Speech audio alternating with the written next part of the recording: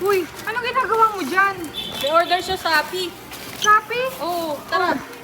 Samahan mo ako mag-wrap. NMAX! NMAX, irarap. Papadala sa Shopee. Ay, ang NMAX mo? O pupuntang Cebu. Shopee! Shopee order. NMAX B3. Going to Cebu. Inaayos lang para safe dumating sa Cebu. So mga idol, eto na nga ang ating NMAX B3 na gagamitin natin para sa Evo Turismo Cebu.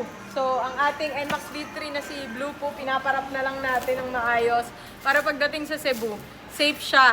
So nandito na mga idol, ang gagamitin natin na motor para sa Cebu Loop na si Blue po. So for safety, lalagyan natin ng bubble wrap at syempre lalagyan din natin ng cling wrap para pogi pa rin siya pagdating ng Cebu. So, kita-kits dyan sa Cebu on September 7 to 14. Nandyan ang Evo All-Star, Team Graffiti All-Star sa Cebu. Yung order naman sa Lazada yung nirarap. Dadalhin din to ng Cebu mga idol. Ang NMAX B1 na gagamitin ni Toyo Moto. Sa Lazada naman siya papadala. Tignan natin pagdating sa Cebu kung safe nga ba dumating, kung wala bang gas-gas, kung buo pa ba, o kung yung mga wrap na lang yun natitira. Abangan natin to. Let's go.